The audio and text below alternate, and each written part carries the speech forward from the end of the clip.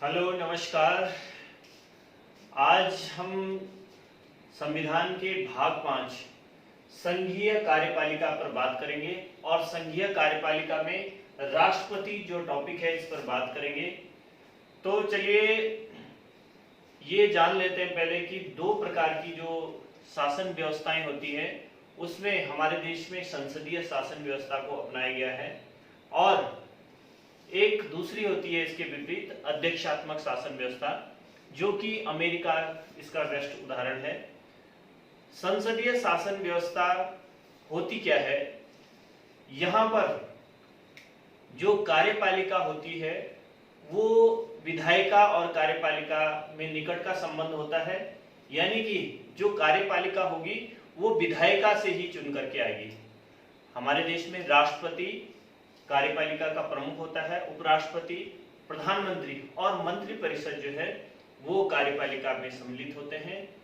दूसरी विशेषता इसमें ये होती है कि जो संसदीय शासन व्यवस्था है उसमें जो राष्ट्रपति होते हैं वो नाम मात्र के कार्यपालिका प्रमुख होते हैं और जो वास्तविक कार्यपालिका शक्ति निहित होती है वो मंत्री परिषद के अंदर होती है।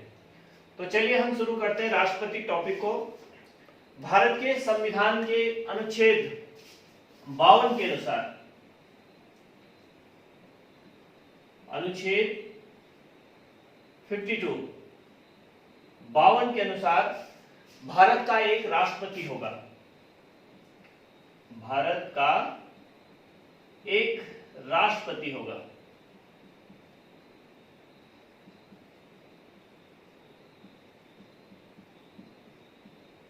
भारत का एक राष्ट्रपति होगा। भारतीय संविधान के अनुच्छेद 52 में ये बात कही गई है। संविधान के अनुसार भारत की संघीय कार्यपालिका का प्रमुख राष्ट्रपति को माना जाता है। अर्थात अनुच्छेद 53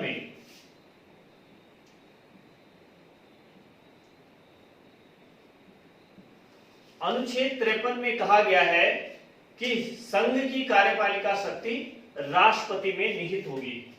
संघ की कार्यपालिका शक्ति राष्ट्रपति में निहित होगी।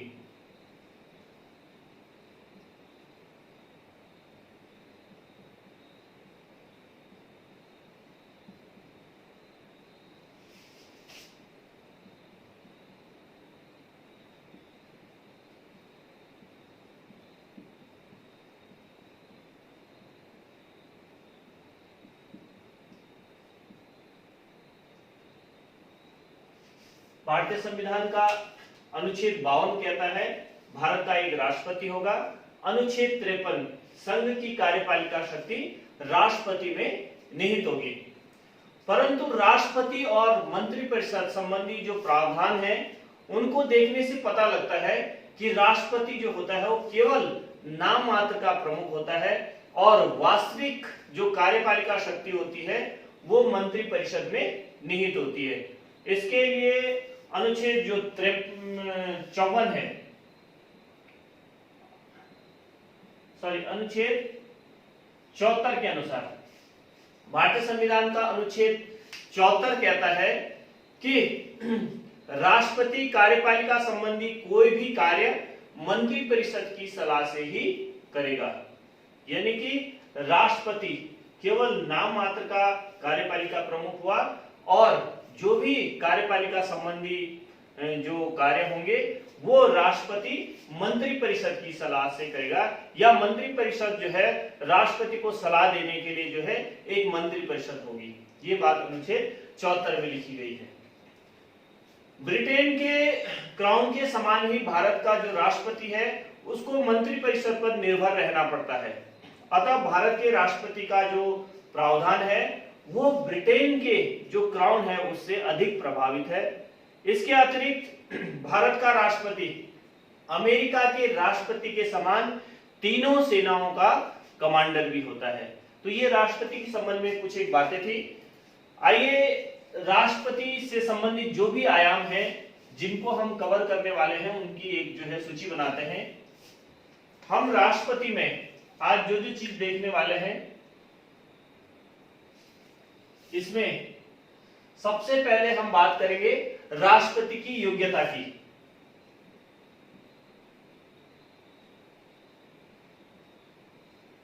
राष्ट्रपति की योग्यता क्या होती है, और राष्ट्रपति की योग्यता से संबंधित जो भी बातें हैं वो अनुच्छेद 58 में राष्ट्रपति की योग्यता से संबंधित बातें कही गई हैं। उसके बाद राष्ट्रपति का निर्वाचन मंडल,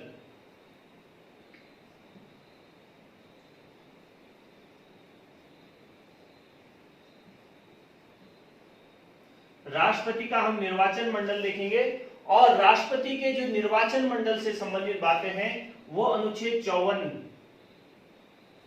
भारतीय संविधान के अनुच्छेद 54 में निर्वाचन मंडल से संबंधित बातें हैं। उसके बाद निर्वाचन प्रक्रिया को हम देखेंगे। इसमें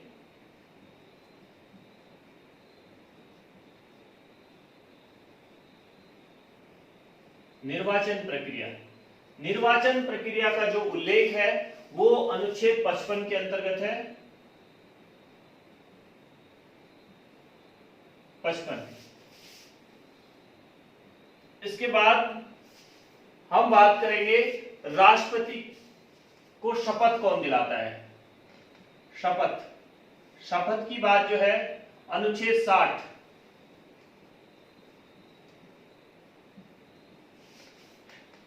शपथ अनुच्छेद 60 में है, शपथ की बात करेंगे। उसके बाद राष्ट्रपति का कार्यकाल,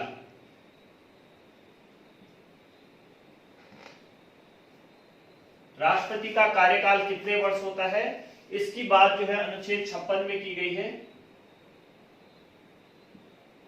अनुच्छेद 56 के अनुसार राष्ट्रपति का कार्यकाल। इसके बाद महाभियोग प्रक्रिया,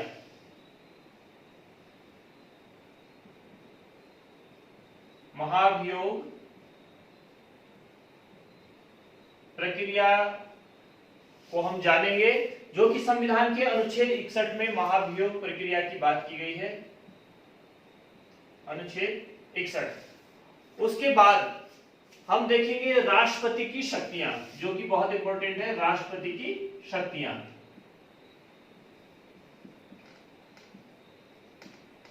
और शक्तियों के अंतर्गत हम जिन जिन शक्तियों की बात करेंगे उसमें है कार्यकारी शक्ति, विधायी शक्ति, न्यायिक शक्तियां,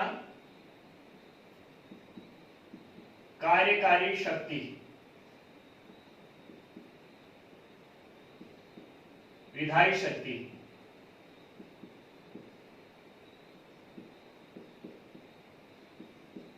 न्यायिक शक्ति,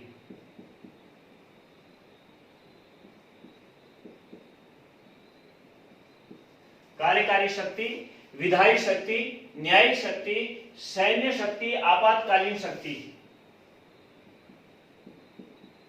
सैन्य शक्ति और राष्ट्रपति की आपातकालीन शक्ति।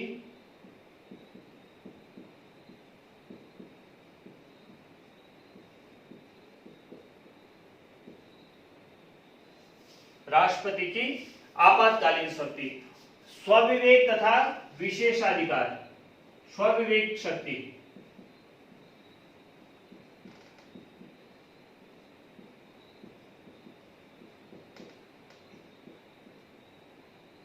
और विशेषाधिकार।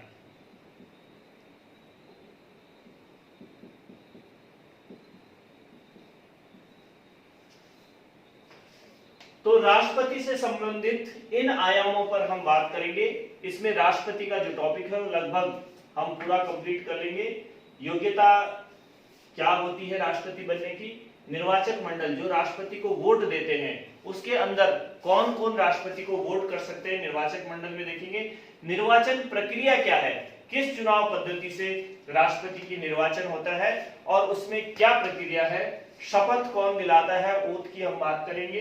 कार्यकाल, टेन्योर, जो राष्ट्रपति का कार्यकाल होता है वो कितने वर्षों का होता है और कितने वर्ष तक जो है राष्ट्रपति रह सकते हैं। महाभियोग प्रक्रिया, राष्ट्रपति को पद से हटाने के लिए जो महाभियोग प्रक्रिया होती है उस प्रक्रिया को हम देखेंगे। और राष्ट्रपति की जो शक्तियां हैं, कार्यकारी शक्ति, विधायी शक्ति, न्यायिक शक्ति, सैन्य शक्ति, आपातकालीन शक्ति, स्वविवेक शक्ति और विशेषाधिकार, इन सारे आयामों पर हम राष्ट्रपति से संबंधित हम बात करेंगे। तो चूंकि ये बहुत सारी चीजें हो जाती हैं, इसमें आज की जो वीडियो है इसमें हम कोशिश करेंगे कि योग्यता और निर्वाचक मंडल को हम कवर करें। तो चलिए सबसे पहले हम बिना देर करे हुए शुरू करते हैं राष्ट्रपति की योग्यता।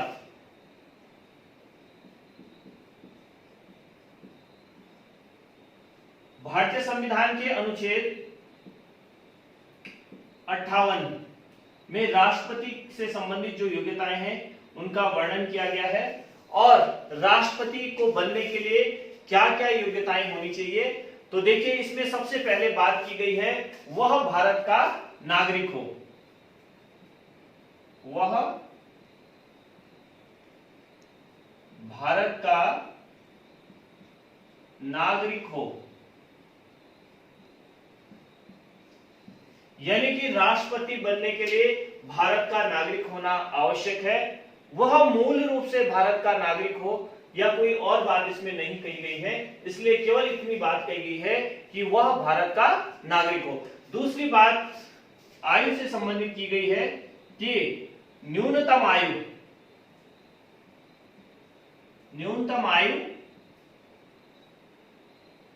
35 वर्ष होनी चाहिए, या न्यूनतम आयु जो है वो कम से कम 35 वर्ष होनी चाहिए। तीसरी इसमें जो बात कही गई है वो ये है कि लोकसभा सदस्य बनने की योग्यता रखता हो, वह लोकसभा सदस्य बनने की योग्यता रखता हो।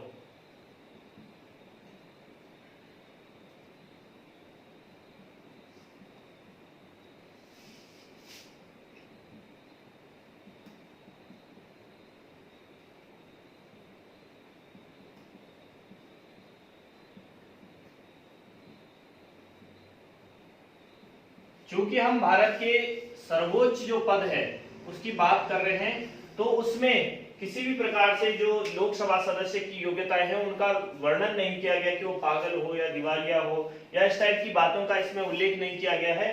सीधे कहा गया है कि वह लोकसभा सदस्य बनने की योग्यता रखता हो, ना कि वह लोकसभा का सदस्य हो। कई बार जो है क्वेश्चन पूछ लिया जाता है तो उसमें ऑप्शन में दिया जाता है कि वह जो है लोकसभा का सदस्य हो, तो ये आवश्यक नहीं है कि लोकसभा का सदस्य हो, लेकिन इसमें जो कहा गया है अनुच्छेद 58 में कि वह लोकसभा सदस्य बनने की योग्यता रखता हो। अगली जो इसमें बात कही गई है वो है कि वह किसी लाभ के पद पर न हो,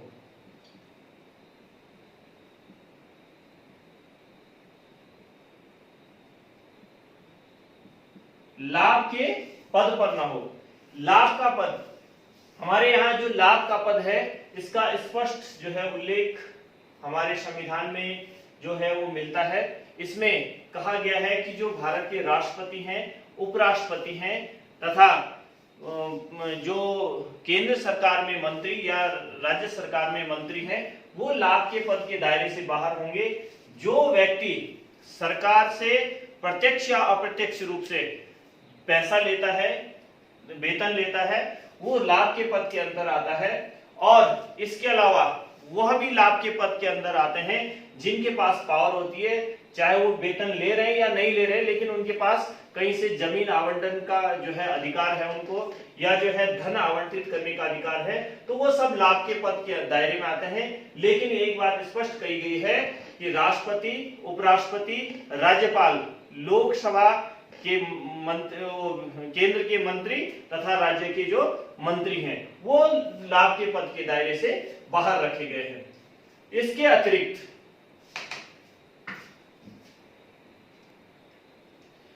ये जो योग्यताएं हैं इनके अलावा राष्ट्रपति पद के उम्मीदवार को जो निर्वाचक मंडल है उसके कुल निर्वाचक मंडल के 100 सदस्यों का समर्थन होना चाहिए, जिसमें 50 अनुमोदक तथा 50 जो हैं उसमें प्रस्तावक होंगे। 50 सदस्य प्रस्ताव रखेंगे राष्ट्रपति के नाम का और 50 उसका अनुमोदन करेंगे। इसके अलावा 15,000 रुपए की जो है जमानत राशि उन्हें जमा करनी पड़ती है, और जो जमानत राशि होती है वो बाद में रिजर्व बैंक ऑफ इंडिया में जमा हो जाती है।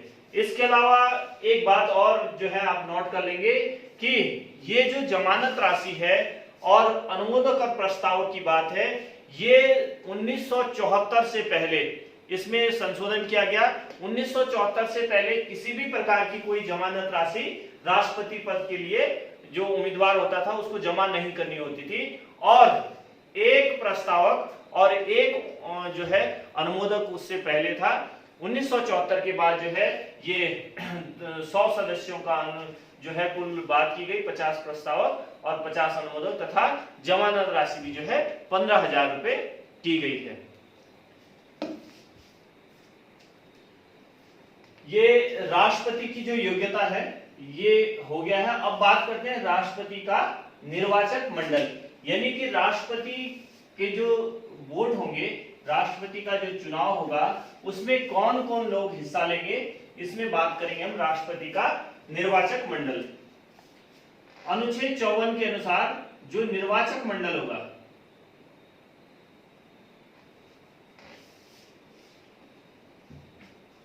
इसको बीच में लिख देते हैं, निर्वाचक मंडल।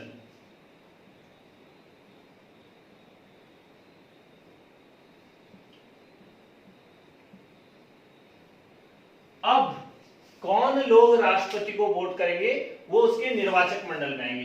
तो इसमें मुख्य रूप से जो भारत का संसद है, संसद के सदस्य, और दूसरी तरफ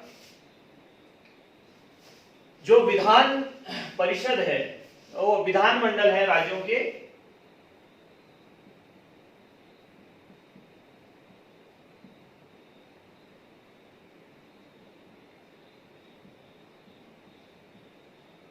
तो ये दो इसमें निर्वाचक मंडल होते हैं, संसद तथा राज्यों के विधानमंडल। अब हम इसमें देखेंगे कि संसद में दो सदन हैं, एक है लोकसभा, राज्यसभा, और दूसरा है लोकसभा सभा। इसी प्रकार से यहां पर भी द्विसदनात्मक कुछ राज्यों में व्यवस्था है, कुछ राज्यों में एक सदनात्मक है। तो यहां होती है विधानसभा और विधान परिषद।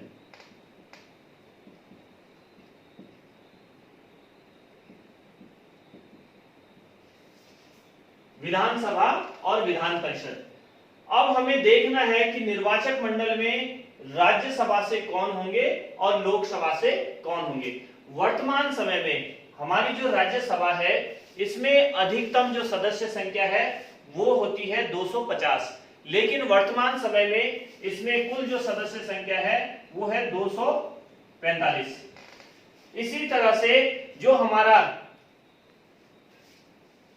लोकसभा है इसमें कुल अधिकतम सदस्य संख्या रखी गई है 552, और वर्तमान समय में इसमें 545 अधिकतम सदस्य संख्या है। ये अधिकतम सदस्य संख्या है। तो इसमें जो वोट देंगे यहां पर से राज्यसभा से 12 मनोनीत सदस्य होते हैं, 12 मनोनीत सदस्य वोट नहीं देंगे।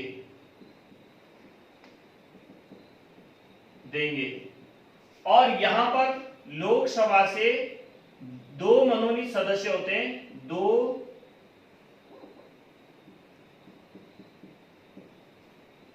मनोनीत सदस्य वोट नहीं देंगे।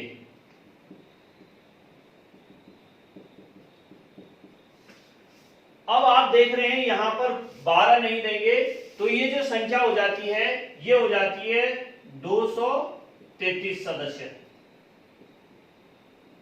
वोट देंगे। और यहां पर 2 सदस्य वोट नहीं देंगे तो ये हो जाती है 543 सदस्य। यानी कि राष्ट्रपति को संसद के कुल जो सदस्य होंगे वो 776 सदस्य, कुल 776 संसद सदस्य निर्वाचक मंडल में होंगे। अब थोड़ी सी ये जान लेते हैं कि यहाँ पर जो 12 मनोनीत सदस्य हैं वो कौन होते हैं और वो वोट क्यों नहीं देते हैं। तो जो 12 मनोनीत सदस्य होते हैं राज्यसभा में, वो चूंकि राष्ट्रपति द्वारा चुने जाते हैं, इसीलिए वो राष्ट्रपति को वोट नहीं करेंगे। राष्ट्रपति द्वारा जो है कला, साहित्य, विज्ञान और समाज सेवा 4 क्षेत्रों से राज्यसभा में 12 सदस्य चुने जाते हैं। कला, साहित्य, विज्ञान और समाज सेवा से।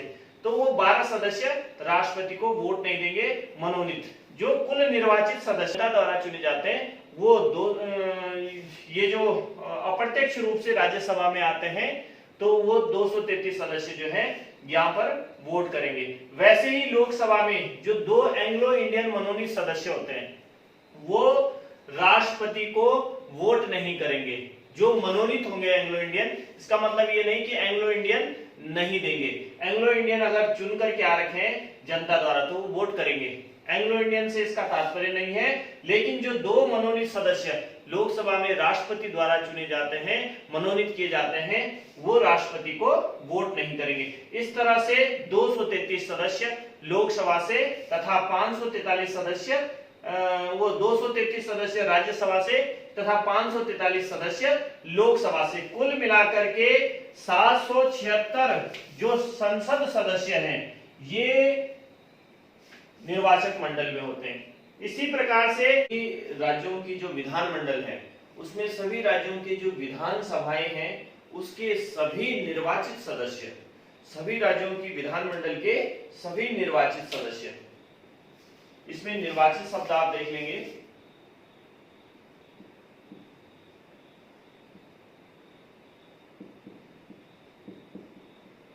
सभी राज्यों के निर्वाचित सदस्य,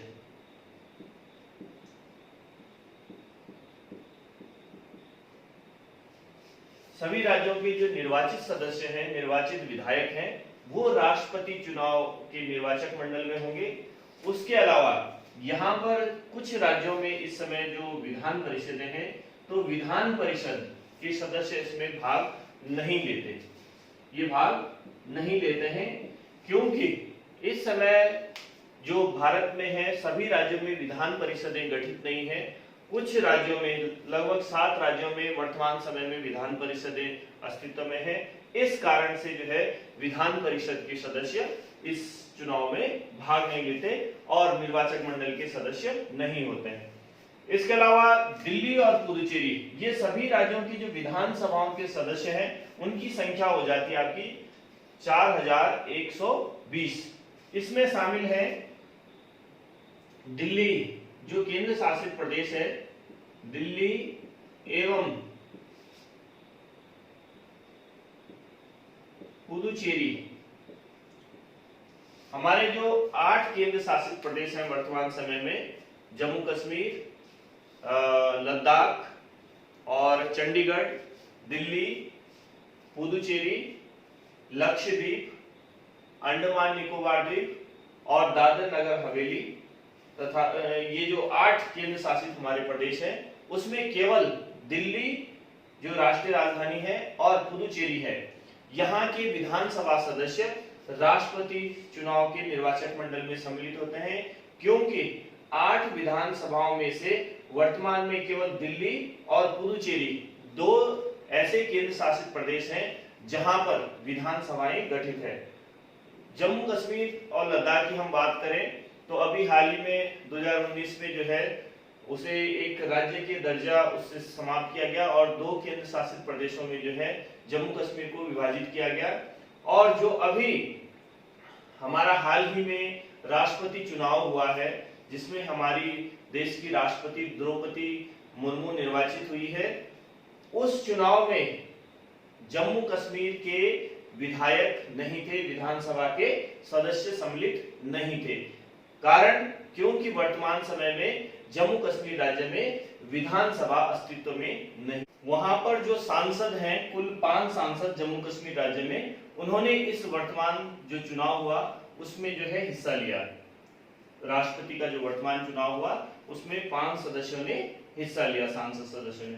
तो इस तरह से जो हमारा राष्ट्रपति निर्वाचन का निर्वाचन मंडल है उसमें आप ध्यान रखेंगे कि 4 जो हमारे संसद के 2 सदन और राज्यों के विधानसभा के सदस्य और दिल्ली पुदुचेरी के सदस्य हिस्सा लेते हैं। इसमें आप ये चीज ध्यान रखेंगे कि इन सभी से केवल और केवल निर्वाचित सदस्य ही इसमें हिस्सा लेते हैं।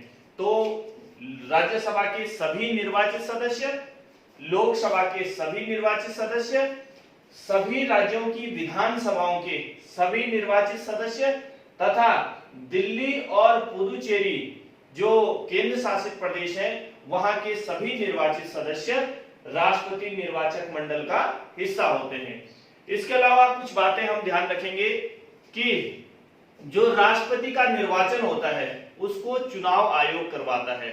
संविधान के अनुच्छेद 324 के अनुसार राष्ट्रपति का जो निर्वाचन होता है उसको संपादित कराने का काम निर्वाचन आयोग का होता है।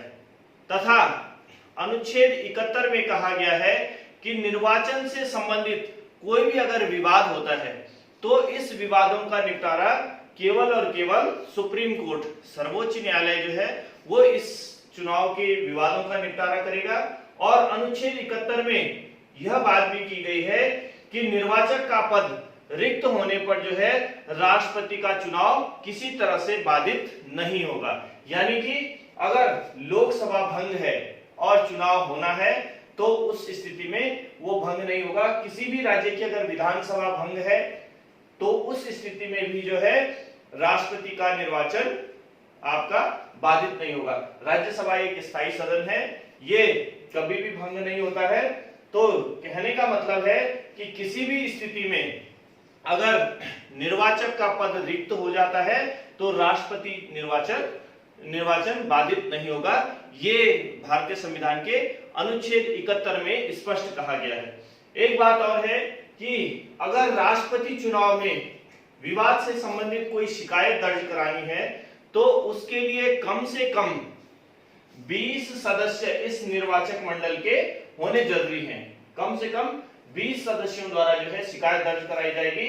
लोकसभा, राज्यसभा, विधानसभा के जो इसमें निर्वाचक मंडल में सदस्य होते हैं उनमें से 20 सदस्य शिकायत दर्ज करा सकते हैं। और राष्ट्रपति निर्वाचन से संबंधित कोई भी शिकायत निर्वाचन प्रक्रिया समाप्त होने के बाद ही दर्ज कराई जाती है। निर्वाचन प्रक्रिया जब चल रही होती है उस समय नहीं होती है। और निर्वाचन जो जब समाप्त हो जाता है उसके 30 दिन के भीतर जो है ये शिकायत आपको दर्ज करानी अनिवार्य होती है। उसके अलावा एक बात और कह देते हैं कि जो राष्ट्रपति निर्वाचन होता है उसमें पीठासीन अधिकारी कौन होता है। तो आपको बता दें कि हमारे संसद के 2 सदन हैं, राज्यसभा और लोकसभा, उच्च सदन और निम्न सदन। इन दोनों सदनों में महासचिव का पद होता है और जो इन दोनों सदनों के महासचिव होते हैं वो बारी बारी से राष्ट्रपति और उपराष्ट्रपति चुनाव में पीठासीन अधिकारी की भूमिका निभाते हैं। जैसे इस वर्ष अगर राज्यसभा का जो महासचिव है वो राष्ट्रपति चुनाव में पीठासीन अधिकारी होंगे तो इस वर्ष जो है लोकसभा के महासचिव उपराष्ट्रपति पद में के चुनाव में जो है पीठासीन अधिकारी होंगे। लेकिन जब अगला चुनाव होगा तो उसमें ये चेंज हो जाएगा। उसमें लोकसभा का जो महासचिव है वो राष्ट्रपति चुनाव के लिए पीठासीन अधिकारी हो जाएंगे और राज्यसभा के महासचिव उपराष्ट्रपति पद के लिए वो पीठासीन अधिकारी की भूमिका निभाएंगे। इस तरह से इन चुनाव में लोकसभा और राज्यसभा के जो महासचिव होते हैं वो बारी बारी से पीठासीन अधिकारी की भूमिका में होते हैं। इस तरह से हमारे जो राष्ट्रपति टॉपिक के आयाम है उसमें हमने योग्यता राष्ट्रपति की और निर्वाचन पर आज बात करी है। इसके बाद जो दूसरी हमारी आगे सीरीज होगी उसमें हम और आयामों पर विस्तार पूर्वक बात करेंगे। तब तक